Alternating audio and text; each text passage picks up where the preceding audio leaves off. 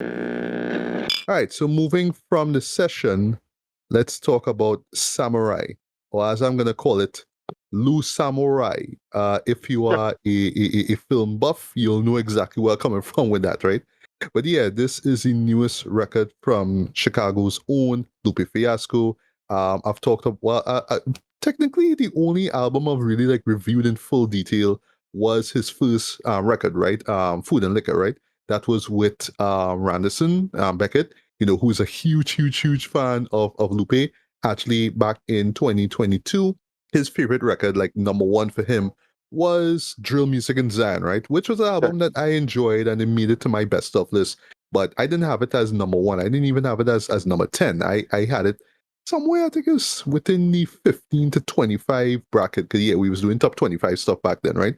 But yeah, for him, it was number one, right? And just to get it out of the way, I do hope that eventually we could meet up on the show here, and he could talk about why he enjoys his record. I know he already enjoyed the record. He just says say anything as yet, right? But yeah, looking forward to your thoughts on Samurai, right? But yeah, I just wanna talk about this record because I mean, no surprise, I really enjoy this, right? But the funny thing about it too, I really wouldn't have like talked about the here on the show, right? I would have just like done like a video review of it and put it up on either IG or TikTok, right? But it's so funny because a couple of days ago when the album dropped, I was listening to it, right? And then I noticed track 5 being number one headband. I was like, all right, this is where we going, right? Okay. And we'll talk about that track in a bit, right? So I went up on Facebook and I say, of course, it's a track called Number One Headband, right? And then like I didn't even notice till like about Friday night there was a music video for it, and I tagged you and a bunch of people on it, right? So I was so shocked. So yeah, I kind of the guy who shot the video, I kind of know him. Oh, you do? Okay. Yeah, he's a GH5, GH4 fella. Oh, okay. Yeah. Yeah. So it was shot on GH5. I forget where it was shot on. It was shot on a Panasonic. Right. Yeah. I'll talk about the music video rollout for this album as well, right? Because yeah, I think that has a part to play with the story that he's telling here, or at least the themes that he addressing here on this album, right? But yeah, I was shocked that you was like really like vibing with it. No, actually you came back on the Saturday and like while I was listening to it, no, you end up like quoting the night before, sorry, well the Friday night. The lyric. Yeah, the quoting, It's a hard lyric ready. Hard lyric, yeah. And then afterwards it's like, boy, like this track on repeat and all that kind of stuff. I was like, okay, this is something big here for a man like you to be really like rocking with that track, right? But yeah, I gave that album a few more listens, and boy, yeah, I love it, right? Yeah. So this is kind of a review. It's more of like more thoughts on the record, right? But just really what I gained from it, right? So of course, Ricardo, you could button and all that, right? But before we begin, please tell me that you listened to the album in its entirety. Yeah, of course. Yeah. Yeah, I mean it's a half hour long, right? And I think that is. I mean, I give it a walk listen. Super like. Okay. Well, It's only really like about 2 or 3 tracks I give a full repeat listen to be honest. Like it's really just track 1, same headband, number 1 headband, track 5, and then track 10 most. That's the 3 that get the most listens. But I listen to the album, yeah. Yeah. Well, yeah, well, I haven't given it a walk through as yet. Like I haven't walked for the record as yet. But I do intend to, right? Very soon. But yeah, so first off, right? So when the title track dropped, right? When the first single Samurai dropped, right? Right. I remember tagging you a whole bunch of people on it, including Randerson in it, right? Instantaneously, right? I fell in love with that beat, right? And the beat, and well, actually, the whole album is produced by Soundtrack. And if you're familiar with Lupe's work, yes, Soundtrack is a regular collaborator, right? He pretty much make some of Lupe's most radio-friendly singles, like Hip Hop Saved My Life, Dumb It Down, which I absolutely love. That's like one of the hardest songs Lupe ever put out, right? And then of course that beat, that doom doom doom doom doom doom doom, is amazing. I love that beat, right? But yeah, that beat itself, boy, is just so smooth and jazzy, and it just kind of make you feel warm inside, like every time you hear it. You know what I mean? But yeah, I just fell in love with that track the moment I heard those horns. And then when he drums kick in, boy, that old school boom bap drums, boy, absolutely love it, right? But yeah, thematically, I wasn't sure where Lupe was coming from, you know me, because he's talking, you know, what the title, you know, the name of the track was Samurai, right? And then, you know, well, shout out to Mike Wise, you know, he put me on to a particular voice note or voicemail that the late great Amy Winehouse sent to the producer Salam Remy, where and this is what he uses as the hook for Samurai, right? Saying she has these really neat, very beautifully alliterated little battle raps for you, right? And for a man like Lupe to take that, right? Something real arbitrary, like, oh, you know, she just sent it to this guy when she was alive, and somehow make a concept album out of it is just amazing to me, Dred. You know what I mean? It's just one of those things that you don't really think about. Oh, you know, Amy said that, all right, okay. But he like found some kind of like truth or some kind of hidden meaning behind it or something, and just made this amazing album out of it, right? So yeah, technically this album is inspired by that voiceover, but really more about Amy Winehouse, right? But how he frames, right? Because like there was this IG live video that he did. You can find it on Reddit right now, right? Where he says on the album he imagines Amy as a samurai, or I should say in this case a battle rapper, right? So the idea is that she kind of rises among the ranks, she becomes one of the best battle rappers and all that kind of stuff. So that's the concept, right? But for me, I kind of saw it as, oh, this is just the, how to say it, like this is just the idea, but Lupe kind of expands on it. So it's not entirely about Amy being this battle rapper, but you could see it like that. You could see it like a story being told. But I more saw it as Lupe himself being inspired by Amy and, you know, his experience in the rap game and him kind of addressing certain topics within that, right? So the first two tracks, right, that's Samurai and Mumble Raps, right? It's kind of starts off as, you know, Amy's rise to fame in the music world, right? But how he frames it is like, oh, she becomes this great battle rapper, right? In Mumble Raps, for example, she meets this mysterious guy, and I assume this is just a metaphor for, oh, you know, you want to be famous and you want to climb the charts. Well, look, you know, listen, I'm gonna give you this gift or whatever it is, right? And then she becomes like really, really dope now, and you know, like throughout that track, yeah, you know, well, Lupe, you know, playing this character is just sort of bragging and boasting about, you know, how skilled of a wordsmith he is, right? So while Samurai is just basically about when he come up, you know, basically on that track, he's talking about how she's a rap outside this, I believe it's like an opera house or something like that, you know what I mean? And people kind of taking in what it is she's seeing and whatnot. Mumble Raps is like, all right, I'm in the big leagues now, you know, I getting sharper with my techniques and all that kind of stuff, right? So it works, right? But if I'm not mistaken, there's this ringtone that plays at the very end of that track, and I assume, again, this is just off of my, you know, first few listens, that this is kind of transitioning from Amy's story now to Lupe's story. So Lupe kind of dominates the rest of the album from here, right? Yeah, so from this point on, Lupe plays this battle rapper who calls himself Samurai, but he is still inspired by Amy Winehouse, right? And that's on the track Cake, which is a single.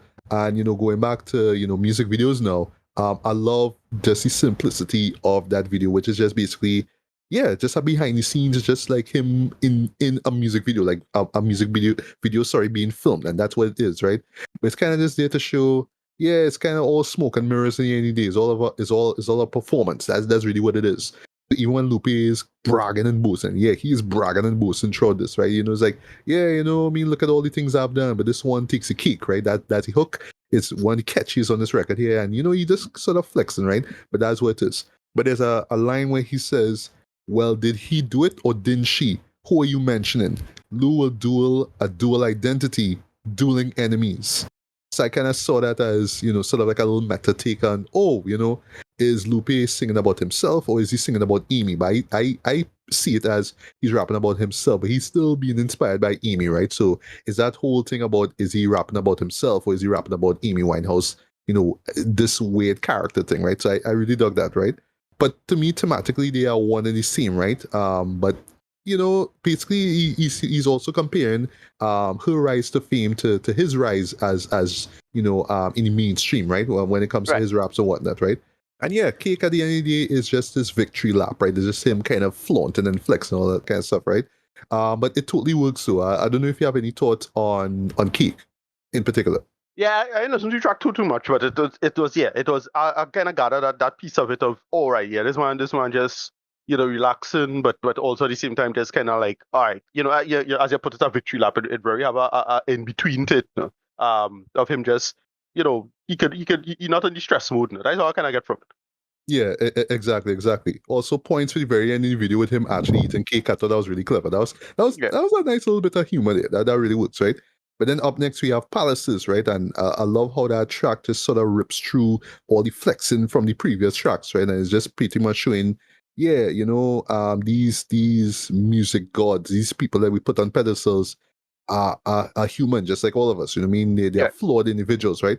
So I love how each verse starts off with like this foundation, right? That's always guaranteed to fade away or dismantle over time. So the first verse is my castle of sand. The next one is my mansion of cards. Last verse is my palace of bones, right?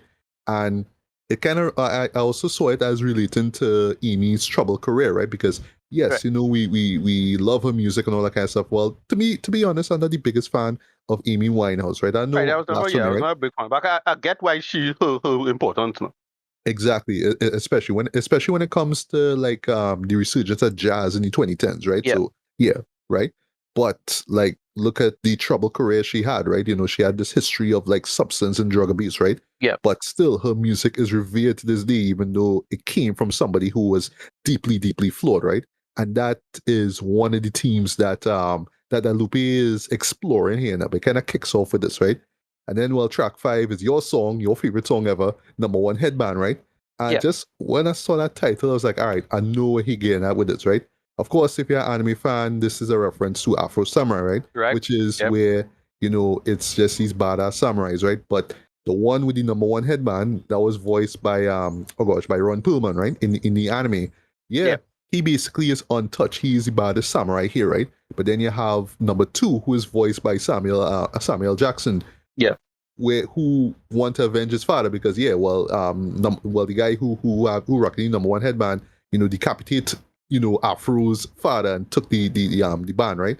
Yeah. But now that Afro has the number 2 headband, basically any and every challenger will come for him.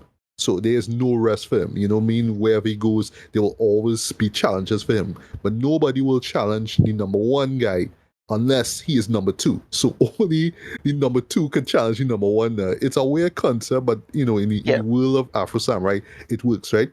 I just love how lyrically Lou kind of explores that kind of. So it's just basically him just flexing again, right? But within the flexing, there's still this whole kind of, I'm gonna be the one. It's always like, not I am the one, but yeah, I'm gonna be the one. Like one way or the other, I will keep struggling to hold on to this headband. But soon and very soon, somebody could take that headband, right? Somebody could take that crown off of him, right? But yeah, when it comes to lyrics, though, like Lupe just shows off just how razor sharp he is, though, just as a wordsmith, though. Just that final verse in particular, that's the one that you quote. Yeah, that's that final verse. As I say, this takeover from Afro, the Afro song I was listening to. Right. That was my dominant song, the remix thing now. It's an Afro remix that Afro specialized with, and it's more focused on him. But yeah, this was like my song for that takeover drill. But this for that to take over from that, and I love that track. Yeah. But yeah, that's a lot. Yeah, and boy, soundtrack on that beat, boy, it's so smooth. I just love the ba ba ba ba ba ba ba. Yeah, when you started up, boy, sax boy, I love that. And I love that. lead into the actual song itself, which is scatting and clever. Yeah. In the intro, with the ba da da da da da. I love that. I love that. Right. I also love like how the video kind of explores that too. So yeah, he in the car with the fine honey and all that kind of stuff. But it's very low key as well too, right? That's one thing I love about Lupe's videos, right? Including Samurai as well, right? How low key they are. They're not like expensive. Not what I mean? Like they work within a budget, right? But you get the vibe of it, right? It's all about the vibe and not so much about the flashy visuals and whatnot, right? But yeah, number 1 headband, one of the best songs on this album, bar none. It's a vibe, but it's just a vibe, right? So the last 3 tracks now, Bigfoot, Outside, and Till Eternity, those to me are the most lyrically dense on the album, right? And I'll admit, I haven't picked up on everything that's being said, right? So, when it comes to a Lupe album, I have to go on Genius. I need to understand what he's saying, but because somebody could get caught up in the technicality of how he raps, right? but then also he will just go really, really deep into a certain metaphor or, a rhyme scheme or whatever, and you just sort of get lost in it. But, reading the lyrics, I was like, oh, okay, this is what he getting at here, right? So Bigfoot, right? Pretty much is him on stage doing his rap thing and he's being admired and all that, right? But he feels empty inside, right? He feels like he's not being true to himself. He feels like he's just some battle rapper that will just be forgotten in due time, right? So outside now literally takes place after that battle, right? So he's outside, but the thing is, his mind is so focused on the performance he gave that he can't even focus on on a normal conversation. Like he's trying to have a conversation, right? But he's just more focused on the bars and the performance and all that kind of stuff, right? And he's questioning the art behind the lyrical skills. I'll talk about the art later on, right?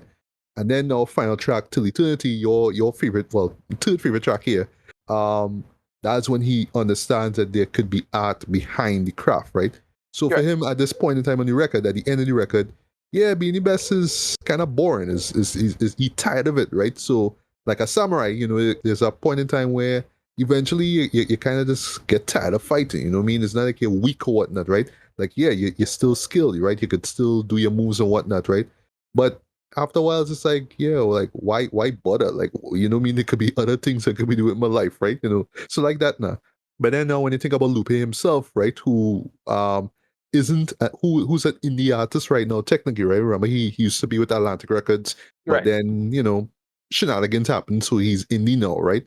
Yeah, he's technically a Ronin, right? So right. Yeah, right. Again, I was real reading into this stuff, right? So it's like, you know what? Eventually it can't just be about being the best now, you know what I mean? Like I want to leave something behind, right? And that's where for me I think the main theme of this is the artistry behind the craft, right? So like Amy Winehouse, right? He wants his words to live on long after he's gone, right?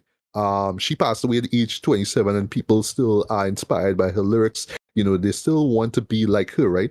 And Lupe, even though he's like in his early 40s right now, he wants that for himself, right? And you can kind of imagine him now, being an indie artist now and not having that push that he had when he was working with a label. Yes, like, will my music even reach? Like, how far do I have to go to get my fans to rock with me? Well, thankfully, he built his fan base, so that's cool. But what about the next generation, all that kind of stuff, right? So back to the character of the samurai. So for me, I felt like this was the missing piece of the puzzle that he was trying to look for all this time. Is about the art, right? So focused on the craft, he forgot about the art, right? So the lesson I gained from all of this is, you know what? At the end of the day, be the best in your craft, like be top tier, best lyricist ever. But don't forget the art, right? Because you could get so swamped in being the best that you forget, oh, well, when I can't rap anymore, what will my legacy be? Like, what would the next generation look? How would they look at my music, right? And for me, that was the theme that I got, the message I got from Samurai, right? So wrapping up here, and of course, you could share your thoughts on what you think about what I said, and then of course, the album or art in general, right? So for me, I just find it so funny that this record came out roughly a week after Kendrick's pop-up concert, where he performed that like us, like what? It was 6 times, was it 5 times? Lupe was kind of talking shit about him. Something. I forget what it was. I need to look that up. Lupe was kind of hated. Yeah. But listen, I saw the concert. I saw the performance. Absolutely love it. Matter of fact, he performed this thing 6 times. He brought a bunch of gang members on stage, and it was like taking pictures. And, it was all for hip hop and West Coast, man, all that kind of stuff. Like, all right, like the man earned respect, right? He brought the West Coast back, so to speak, right? But Kendrick was always an artist, right? But it's funny that a diss track now is that had people like, boy, he bring the West Coast back, and this is a great moment for hip hop, right? But for now, we could rock, we could enjoy Not Like Us, right? That is the song of the summer, right? But I talk about 5-10 years from now when we look back at this whole at this Drake and Kendrick thing, how would we look at it now? You know what I mean? Yeah, unfortunately, one thing I hate, and I don't know why people just do this on the quote unquote put it on the quote unquote winning side, but the whole needed to kick somebody when they're down for unnecessary reasons. So the whole hoax of Drake, people putting Not Like Us in like audio, but that didn't happen. It's a hoax. It was a concert, and apparently they say how people singing not like a the concert at the show Drake all thing. All Oh, no, I saw that clip. I saw that clip You're right, right. And on then the whole IG. thing is like this really misleading kind of clip on thing. I was like, yeah, you don't need to do all of that, you know. I don't know why people doing that, but whatever. Yeah. So you know what? But then again, I mean, to be fair with Kendrick, like I say before, right? The man is an artist, right? The man already carved Right. his name in hip hop history, right? Long before he even decided to be for Drake, right? Yeah. But 5, 10 years from now, what is really gonna matter more, right? What is gonna matter? That Kendrick dissed Drake and he did a concert based on it, like literally built a concert Right. based around 2 diss tracks, right? Well, actually, yeah, well, he performed 3 of the diss tracks that he put out that week, right, which we covered before, right? Or that he put out some of the greatest albums of the 21st century, whether Yeah. it's To Pimp a Butterfly or Good Kid, Mad City, right? Like what's gonna be remembered more, right?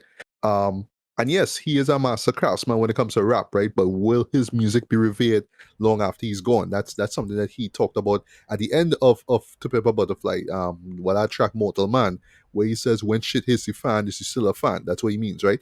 So for me, this is what I feel like Lupe is exploring on this record, right? And you know, we talk about beef, right? Lupe wasn't a beef just, well, I shouldn't say just the other day, but like a while back, right? With Royce, right? Royce 59, if I'm Right. not Okay. Right. mistaken. Okay. Yeah, a while Oh, back, when was yeah. this? This was this was back in, I believe it was 2022 or 3, or Okay. either I 2021 or completely missed 2. that. Though. I Yeah, don't remember that at all. All right. So you know, I had to look it up. Right. No problem.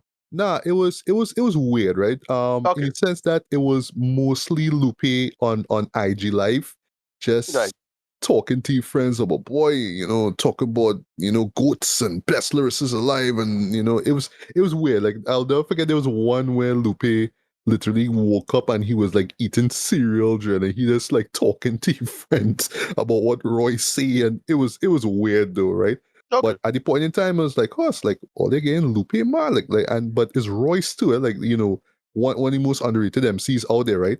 Yeah. So that was the thing, though. It was like these two guys who are relatively underrated when it comes to like commercial hip hop, right? But I mean, they are two of the greatest, right? But them was just beefing off. I can't remember what it was right now, but it was just off of some bullshit, right?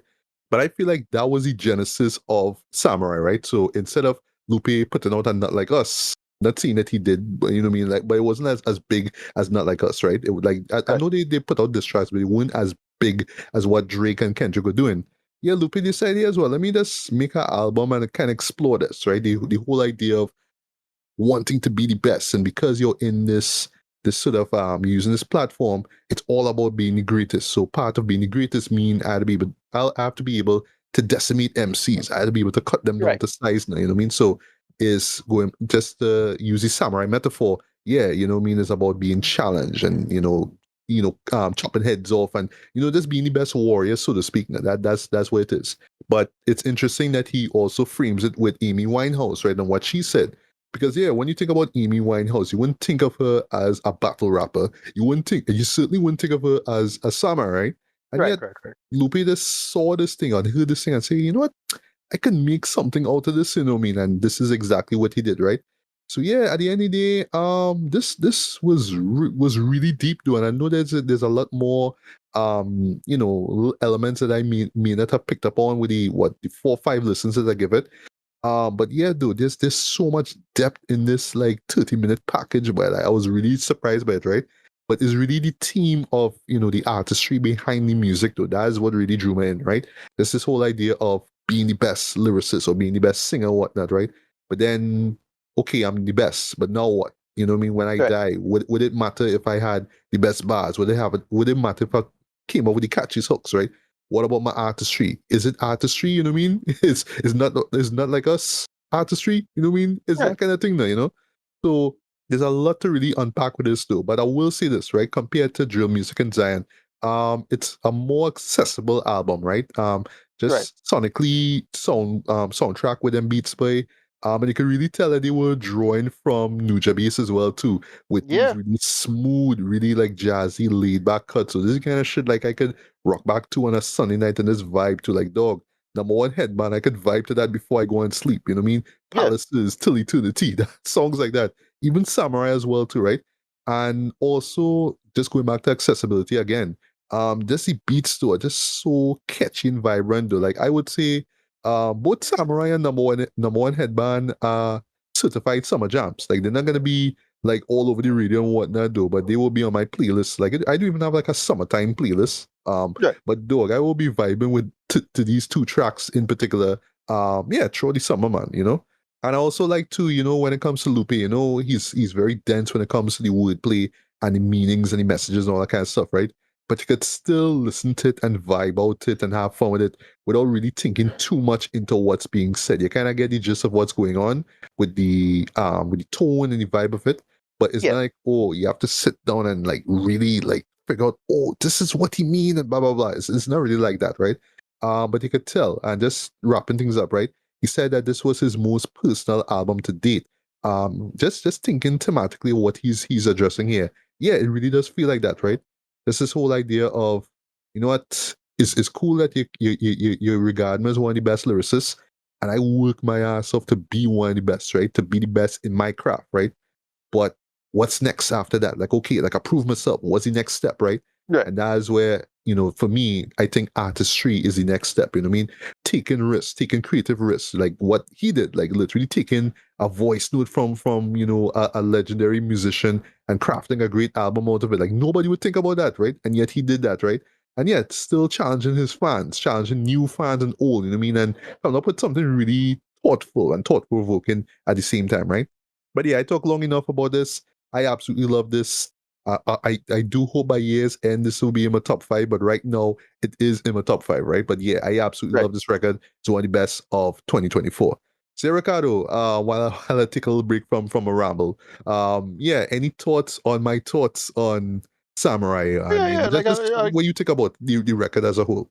Yeah, no, yeah, I love this album. As I say, I haven't been playing the whole thing as a track. It's only like a couple of tracks I keep repeating. And yeah, it's mostly because it reminds me of Nujab. It's like, it's just, oh shit, this is our real vibe and our bop. And it's like, why this is working so well? And it's like, yeah, no, it's Nujab. That's why. It's Mr. Senju by himself. And it really, really, really works. This was truly fantastic. Great album. Again, it will make a mention on the end of the year for me, more than likely, music-wise. Right. Okay. But any thoughts on what I believe the message of the album is? Just the idea of artistry, and craft, that kind of thing. Yeah, I mean, you're correct. I mean, I don't have nothing to say to bounce off because I didn't really listen to the album with super depth to dig into it to tell me otherwise. Yeah, you're probably right. I mean, I don't know. We'll add a list later to get this in depth. Yeah, I suppose. Yeah. Yeah, well, please do, right? And also there's just couple things and then we move on, right? Another thing that I really love about the record too is just how short it is. Again, It's 8 tracks, but it just packs so much heat though and so much depth at the same time, right? So yeah, you know what I mean? This is one that will reward you with more listens. Like you'll always pick up on something new. Like I will listen, I probably will like listen to it after we talk. I'll pick up on something, oh, like I didn't pick up on this. Wow, okay, and whatnot, right? I know we talk about Nujabes, right? If someone, and that's saying that somebody should go online and do it, and that's saying that I will do it. If someone were to do a little EMV or some sort of a little show called Samurai Champloo and use Lupe's track Samurai as the soundtrack, it would fit. Like I'm sure somebody could like cut that together and make it work. And make that hard into like a short hour edit out there. The people like TikTok edits is like a thing now. TikTok edits. Yeah, I think with TikTok, TikTok is like a necromantic graveyard of a bunch of old shit from the internet, and straight up have TikTok edits is straight up EMV edits, right? Yeah. Exactly. Mm-hmm. But yeah, man, Samurai is a real deal.